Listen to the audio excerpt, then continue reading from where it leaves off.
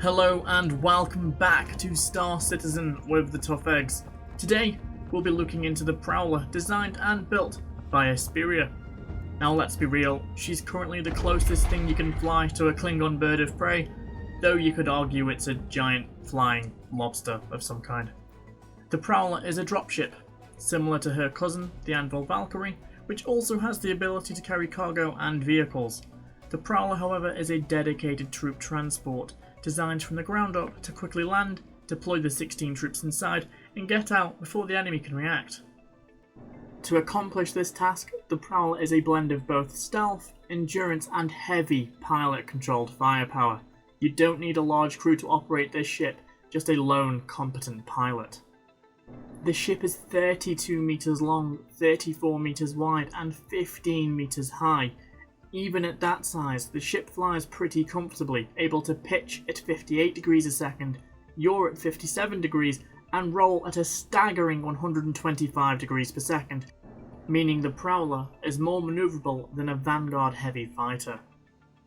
Sporting all size 2 components, including 2 sought-after Sucheron shield generators, I'd argue just these alone make the ship worthy of an investment. To further boost the defensive capabilities of the ship, the base hit points is 20,000, meaning it can definitely take a beating and comfortably keep fighting. If you're wondering where the firepower comes from, while you won't be disappointed, there are 2 underslung size 5 mounts and 2 size 3s mounted on a remote turret, all controlled by the pilot.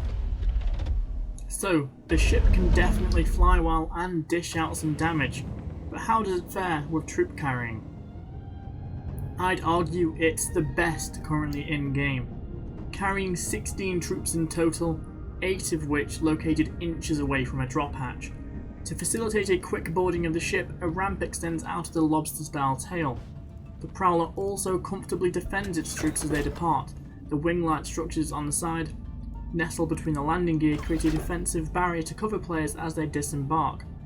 When powered up, the troop bay is also shielded, unlike the Valkyries. A co-pilot can also use the twin size 3s to lay down 360 degrees of covering fire. Now that we've covered most of the ship's parameters, let's take a look at my recommended build. So, we're here on Urkel, a link to which will be in the description. And first things first, let's upgrade the firepower, as, let's be honest, it's the part we all care the most about.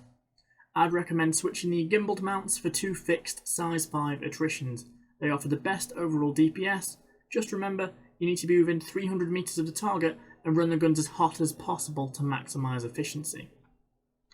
To increase our ability to shred shields, let's add 2 distortion repeaters on the remote turret. With this setup fully overclocked, we're rocking 5700 DPS, more than enough to shred any bounty target, even hammerheads. When it comes to survivability, the Prowler has you covered from scratch. 2 Sucherons offer you best-in-class ballistic protection alongside insanely large overall hit points. With these 2 shields overclocked, we're looking at nearly 77,000 hit points in shield capacity.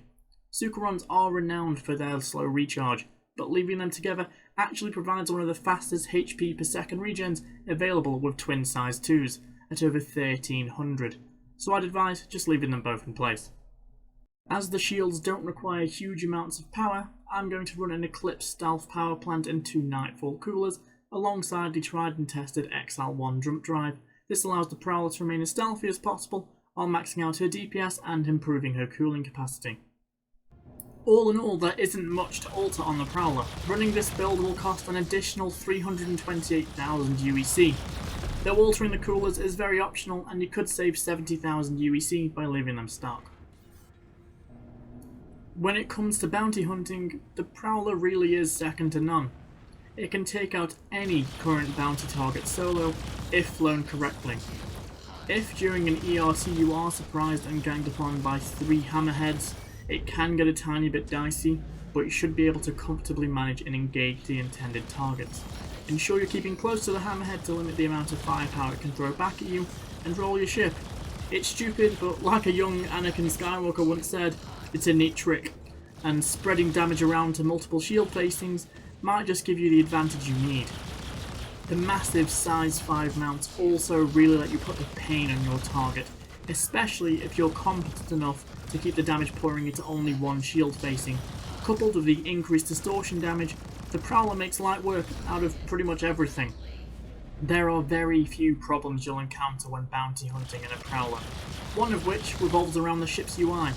The ship's status indicator is red alongside all of the interior screens, along with a further ship red underglow. This means when a portion of your ship is damaged or hit, it can be quite hard to see. The only other problem to note is sometimes the landing gear animations glitch, leaving exposed areas of your ship outside of shield coverage. If you notice this, land, store your ship and retrieve it once more. This should remove the bugged animation and you won't suffer any of the consequences. So, we've covered the Prowler's pretty impressive combat prowess, but there is still plenty more the ship can accomplish. The comfortable boarding ramp provides easy access to store crates for delivery missions or to load recovered black boxes. Utilising size 2 components also means the ship can traverse the vast distances between locations pretty easily. However, it does lack that dedicated cargo space unlike the Valkyrie. So if you're looking for an everyday driver that can still do it all, I'd recommend the Freelancer Max. Also worthy of a mention is the surprisingly good in-atmosphere flight model, and in the future I can only see this improving when the incorporated gravlevs actually start to work. So, to summarise, the Prowler can do an awful lot. It can readily handle the most challenging of combat engagements. Even an average pilot like myself can comfortably take on enemy vessels like hammerheads. The ship is stealthy but doesn't sacrifice protection and also packs a punch, all whilst containing enough room to place down mission items. The Prowler really is a great combat ship.